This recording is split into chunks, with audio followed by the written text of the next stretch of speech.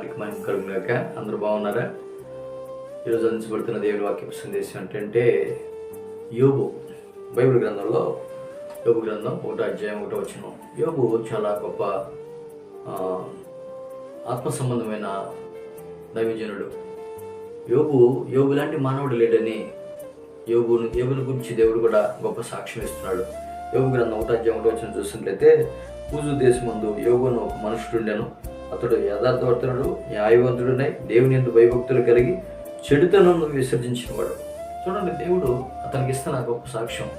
యథార్థవంతుడు, దేవుని ప్రజలకి, దేవుని విశ్వాసులకి, దైవజనాంగానికి సాక్ష్యం ఉండాలి. ఫస్ట్ది ఏముండాలంటే యథార్థమైన జీవితం ఉండాలి. రెండవది, అతడు న్యాయవంతుడై ఉన్నాడు. న్యాయం ఉండాలి. యథార్థత, న్యాయం మన జీవితంలో మనం కలిగి ఉండాలి. మూడవది, దేవుని యందు భయభక్తులు గలవాడు. మనకి ఫీర్ ఆఫ్ గాడ్, దేవుని యందు భయభక్తులు కలిగి ఉండాలి. ఒక వ్యక్తి న్యాయవంతంగా, యథార్థవంతంగా, పరిశుద్ధుడిగా ఇవన్నీ కలిగి ముందుకెళ్ళాలంటే అతను దేవుని యందు భయభక్తులు కలిగి ఉండాలి. దేవుని యందు భయభక్తులు కలిగి ఉండటం ఐశ్వర్యానికి మూలం. దేవుని యందు భయభక్తులు కలిగి ఉండట జ్ఞానమునకు మూలం. దేవుని యందు భయభక్తులు కలిగి ఉన్నప్పుడు వివేచన వస్తుంది, చాలా గొప్ప వివేచన వస్తుంది. ఇర్మియా గ్రంథం 32వ అధ్యాయం 26వ వచనంలో ఇక్కడ ఉంది, నేను యెహోవాను సర్వశరీరులకు దేవుడును, నాకు అసాధ్యమైనది ఏదైనా ఉన్నా. ఆయన సర్వశరీరులకు దేవుడు. యెహోవా అనేటువంటి మాటకి అర్థం ఏంటంటే ఆయన సర్వశక్తిమంతుడు అని అర్థం. ఆ మాటకి ఆయన సర్వశక్తిమంతుడు, నేను సర్వశరీరులకు దేవుడును, నాకు అసాధ్యమైంది ఏదైనా ఉందా? చూడండి, దేవుని పిల్లలు దేవుడి మీద ఎందుకు ఆధారపడతారంటే మానవుల జ్ఞానం, మానవ ఆలోచన కొంత మాత్రకే ఉంటుంది.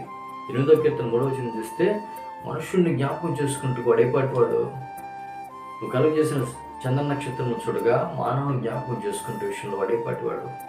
సర్వశరీరులకు దేవుడు, ఆయనకు అసాధ్యమైందంటూ ఏం లేదు.